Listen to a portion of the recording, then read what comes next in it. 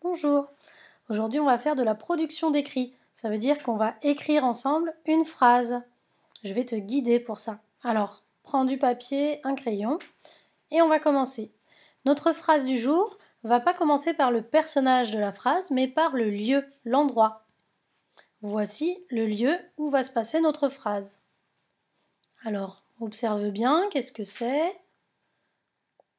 Et puis ta phrase devra commencer par un lieu, ça veut dire que tu ne vas pas simplement dire le mot forêt par exemple, mais il faudra dire dans la forêt ou quelque chose comme ça. Alors je te laisse réfléchir à comment pourrait commencer ta phrase. Et tu appuies sur pause et tu l'écris. On continue? Alors avant de continuer, tu vas mettre une virgule après ce que tu as écrit.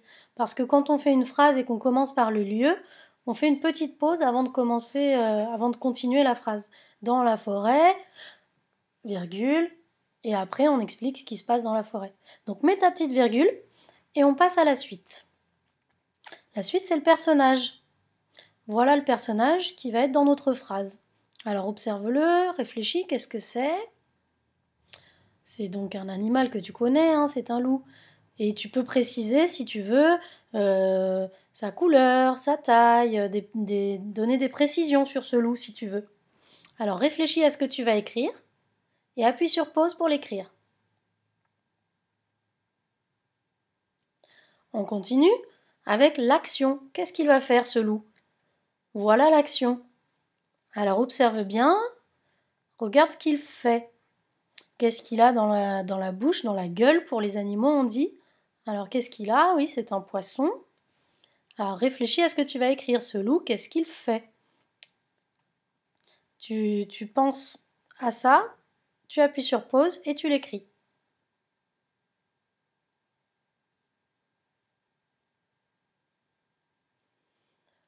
On continue. Alors là, si tu es content de ta phrase et que tu estimes que tu as bien travaillé, tu peux t'arrêter là. Si tu as envie de rajouter encore quelque chose, tu peux écrire l'endroit où il a fait cette action. Là, il a attrapé un poisson, écris à quel endroit. Regarde où il est là, il a les pattes dans l'eau, qu'est-ce que ça pourrait être? Je te rappelle qu'on est dans une forêt, donc ça ne peut pas être un fleuve ou la mer. Donc réfléchis à l'endroit où il a attrapé son poisson.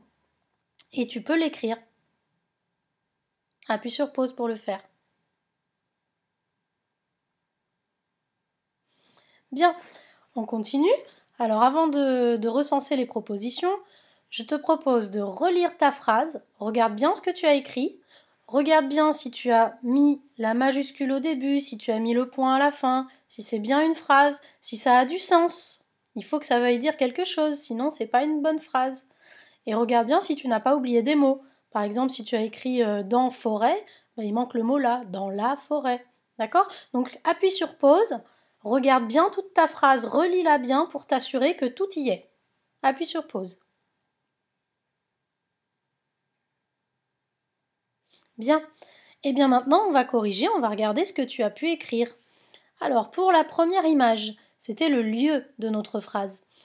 Eh bien, tu pouvais dire dans la forêt, ou alors en forêt, on peut dire ça aussi, ou bien dans les bois, ou bien au cœur d'une forêt, si on veut dire qu'on est au milieu d'une forêt. Donc ça, tu peux avoir choisi, ou tu peux avoir écrit autre chose aussi. On continue avec le personnage. Tu peux avoir écrit un loup, ou bien le loup.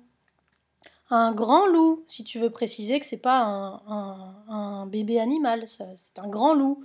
Ou alors un vieux loup, ou alors un loup gris. Tu peux donner des précisions sur ce loup. Tu peux dire simplement un loup, ou alors donner des précisions s'il est grand, s'il est vieux, s'il est gris, etc. Tu peux avoir écrit autre chose aussi, hein. Ensuite, c'était l'action. Qu'est-ce qu'il fait, ce loup? Eh bien là, on le voit avec un poisson dans la gueule. Il a donc pêché. Donc on peut dire le loup pêche. Qu'est-ce qu'il fait?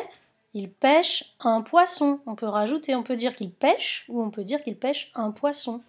On peut aussi dire qu'il attrape un poisson. Et on peut aussi donner des précisions sur le poisson. C'est pas un petit poisson, c'est un gros poisson. Donc on peut dire attrape un gros poisson. On pourrait dire aussi pêche un gros poisson. Voilà. On continue. Alors là, tu peux t'arrêter là, tu aurais pu t'arrêter là. Pour ceux qui sont allés plus loin, j'avais dit de préciser l'endroit où il a pêché le poisson. Alors, tu peux avoir écrit dans la rivière. Oui, parce que dans une forêt, c'est pas un lac. Là où il y a de l'eau, on appelle ça une rivière.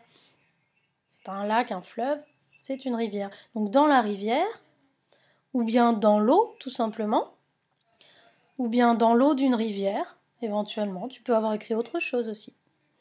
Bien.